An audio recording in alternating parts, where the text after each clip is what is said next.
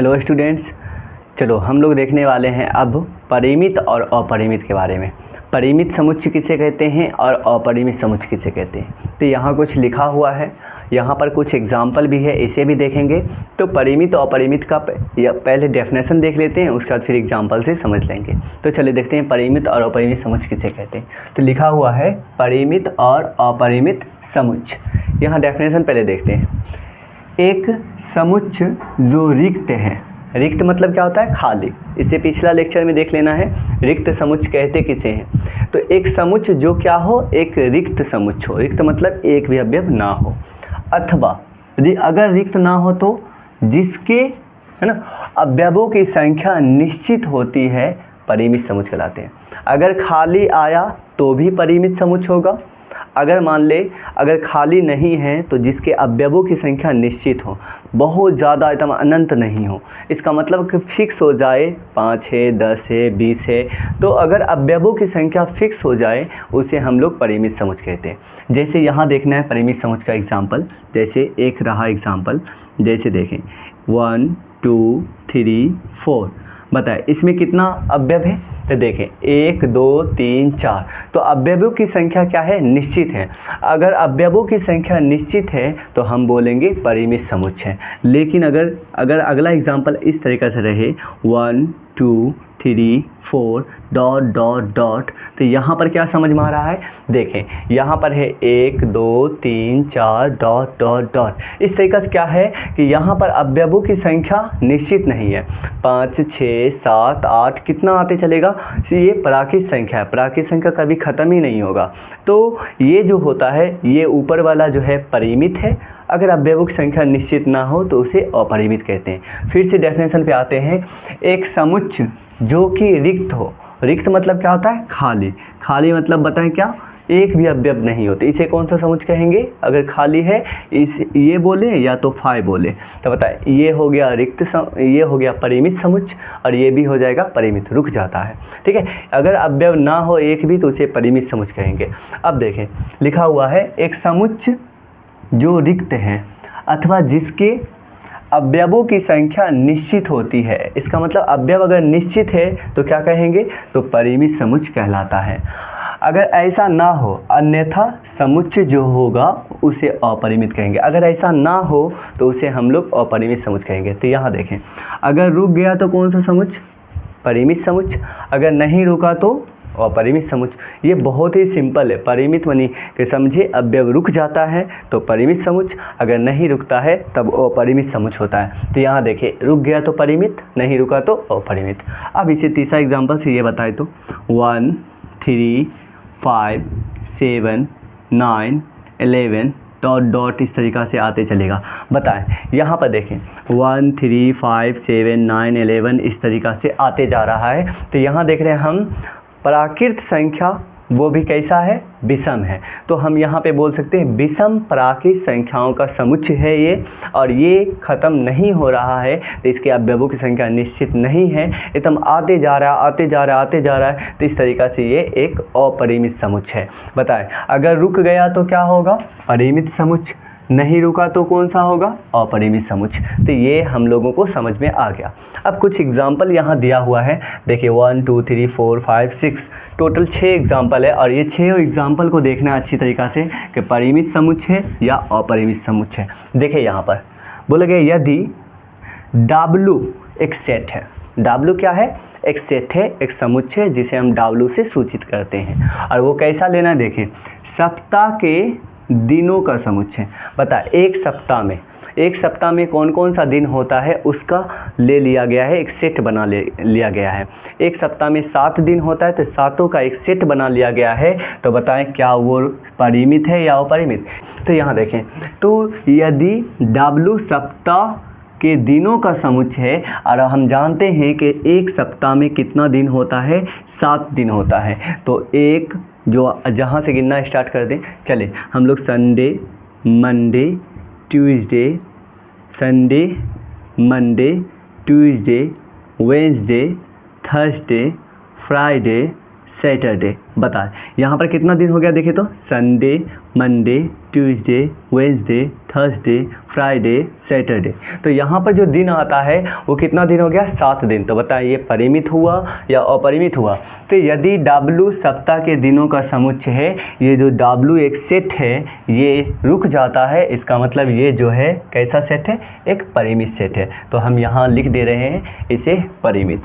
ये कैसा है, परिमित सेट है। चलिए परिमित पहचान लिए। फिर दूसरा देखना है, बोला गया है x सच डैट, x जो है कुछ है, ठीक है, x जो है कुछ है, वो x क्या है, देखें x belongs to natural number. x क्या है, एक प्राकृत संख्या है।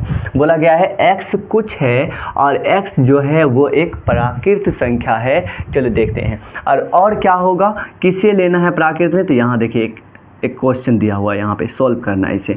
बताएं यहाँ सॉल्व करने वाला क्या है, देखें x - 1 into x - 2 is equal to 0। अब यहाँ पे क्या करना है हम लोगों को, देखिए यहाँ पर क्या है, गुना।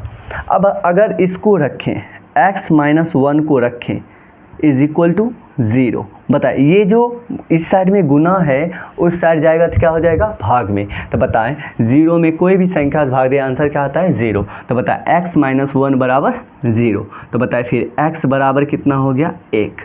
अब इस साइड अगर इसको रखे हैं, इसको भेज दिए तो ये वो x - 1 बराबर 0 हो गया। अब इसको रखने वाले हैं, x - 2 को रखें और इसको भेज दें उस साइड। तो बता में x - 1 चला जाएगा। तो बताए 0 में कोई भी संख्या से भाग दें कितना होता है, 0। तो x बराबर कितना होता है, 2। तो बताए यहाँ पर 1 आता है और 2 आता है। तो देखिए यहाँ क्या बोला गया है, x such that x belongs to natural number. x एक प्राकृत संख्या लेना है और वो कौन सा प्राकृत लेना है, तो बोला गया है इसको सॉल्व कर लें। इसे सॉल्व करते थे 1 और 2 आता है, इसका मतलब 1 और 2 ये रुक गया, 2 ही है इसमें। तो इसका जो समुच्चय का जो आता है रोस्टर रूप में लिखने के बाद क्या आता है, 1 और 2। तो ये इसके अव्यपितम निश्चित है, 2 ही है, तो इसे हम लोग क्या बोलेंगे, परिमित समुच्चय कहते हैं। तो ये भी हो गया कौन सा, परिमित समुच्चय। यहाँ लिख देते हैं, ये ऊपर वाला क्या था, परिमित, और ये क्या है, ये भी है परिमित। चलिए नेक्स्ट देखते हैं, ये तीसरा। अब कौन सा क्वेश्चन देखना है, तीसरा क्वेश्चन देखना है। तीसरा क्वेश्चन में क्या बोला गया है, देखें तीसरा क्वेश्चन बोला गया है x सच डैट, और x जो है x belongs to natural number. यहाँ पर x सच डैट और x जो लेना है वो क्या लेना है, एक प्राकृत संख्या लेना है। चलिए प्राकृत संख्या तो बहुत सारा होता है, लेकिन और यहाँ पे बोल दिया गया है कि देखिए प्राकृत तो लेना है लेकिन इसे सॉल्व करके दें, ठीक है। और देखें x² बराबर कितना होता है, 4। यहाँ पर लिखा हुआ है x² बराबर कितना है, 4 है। अब बताएं इसे सॉल्व करते हैं। जब इसे सॉल्व करेंगे तो यहाँ पे आ रहा है x², ठीक है, यहाँ पे आया x²। जैसे यहाँ देखें इस साइड अगर स्क्वायर है तो उस साइड अगर भेजेंगे तो क्या होगा, रूट के अंदर जाएगा। तो बताए यहाँ पर होगा x बराबर √4 और ये प्लस माइनस के साथ। तो यहाँ पे क्या होगा, x बराबर आएगा ±2। तो बताए इसका आंसर क्या आ गया, +2 भी सही है और -2 भी सही है। तो बताए यहाँ देखें क्या बोला गया है, x, ठीक है, x such that x belongs to natural number. और इसे सॉल्व करके बताएं यहाँ पर x सच डैट मानी x तो लेना है, लेकिन x किससे लेना है, एक प्राकृत संख्या का लेना है। अब प्राकृत संख्या कितना होता है, बहुत सारा होता है, लेकिन उस बहुत सारा में से इसे सॉल्व करके लेना है। बताएं इसे जब सॉल्व करते हैं तो ये 2 आया। तो बताएं ये दोनों में से किसे लेना है, -2 को लेना है या 2 को लेना है। तो -2 प्राकृत नहीं है तो सिर्फ 2 आएगा। तो इसमें टोटल एक ही एलिमेंट है, ठीक है, इसके अंदर जो है एक ही एलिमेंट से एक ही अवयव 2 ही आने वाला है, क्योंकि -2 को नहीं लेंगे, क्योंकि बोला गया है यहाँ पर कि हमें प्राकृत संख्या लेना है। तो बताइए इसमें क्या आता है, सिर्फ 2 आता है, इसीलिए यहाँ पर जो होगा ये एक परिमित समुच्चय है। बताइए इसे भी हम क्या बोलते हैं, परिमित समुच्चय बोलेंगे, तीसरा को भी। तो बहुत ही इजी है। तो बताए पहला भी परिमित, दूसरा भी परिमित और तीसरा भी परिमित। और चौथा देखते हैं क्या लिखा हुआ है यहाँ, देखिए तो x such that x belongs to natural number. चलिए x सच डैट x कहाँ से बिलोंग्स करता है, नेचुरल नंबर से बिलोंग्स करता है। इसका मतलब x जो लेना है वो क्या लेना है, तो एक प्राकृत संख्या लेना है। चलिए प्राकृत संख्या लेते हैं और यहाँ पे देखें, और ये वो प्राकृत संख्या तो बहुत सारा होता है, लेकिन उस प्राकृत संख्या में से इसे सॉल्व करके लेना है। चलिए इसे सॉल्व करते हैं। कितना लिखा हुआ है 2x - 1 बराबर 0। चलिए यहाँ पे सॉल्व करते हैं। क्या है 2x - 1 बराबर कितना होगा 0। इसे जब सॉल्व करते हैं तो x बराबर आता है 1/2। बताए इसमें तो x का आंसर एक ही आता है, 1/2 आता है। इसका मतलब कि यहाँ पर देखें x such that x belongs to natural number, एक प्राकृत संख्या है और जब इसे सॉल्व करते हैं तो 1/, में आ जाता है। ठीक है, तो 1/2 है, इसका मतलब ये तो भिन्न संख्या है, भिन्न वाला है। तो यहाँ पर देख रहे हैं इसमें एक भी एलिमेंट्स नहीं है। हमें लेना था प्राकृत, लेकिन सॉल्व करने के बाद आता है भिन्न संख्या, तो यहाँ पर प्राकृत तो हो ही नहीं सकता है, तो इसमें एक भी एलिमेंट नहीं है। तो ये कैसा समुच्च हो गया, रिक्त समुच्च।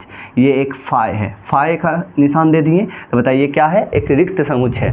तो बताएं यहाँ पे डेफिनेशन में ही लिखा हुआ है एक समुच्च जो रिक्त है, ठीक है, तो उसे कौन सा समुच्च कहते हैं, परिमित। तो बताइए रिक्त होने के कारण ये कौन सा समुच्च हो गया, परिमित समुच्च हो गया।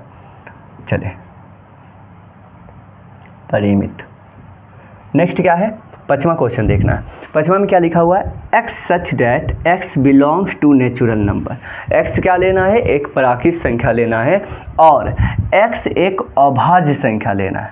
क्या लेना है, प्राकृत भी होना चाहिए और एक अभाज्य संख्या होना चाहिए। तो बताएं अब यहाँ पर इसको कैसे लिखने वाले हैं, बताएं प्राकृत भी होना चाहिए और अभाज्य भी होना चाहिए। बताएं सबसे छोटी अभाज्य संख्या कितना होता है 2, उसके बाद अगला कितना होता है 3, उसके बाद कितना होता है 5, उसके बाद कितना होता है 7, उसके बाद कितना होता है 11।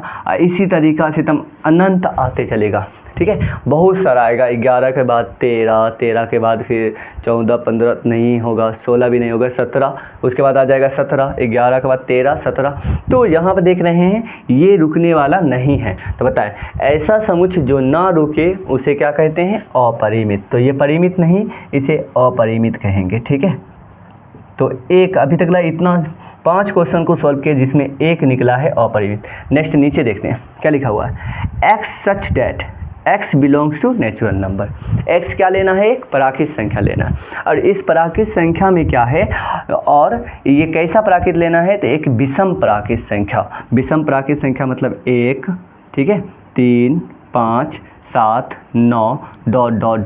इस तरीक़ा से बहुत सारा एलिमेंट्स है। तो इसे हम लोग कौन सा समुच्च कहेंगे, अपरिमित समुच्च कहेंगे, अपरिमित समुच्च। तो बताएं यहाँ पर हम लोगों ने अच्छी तरीक़ा से परिमित और अपरिमित समुच्च के बारे में जाना।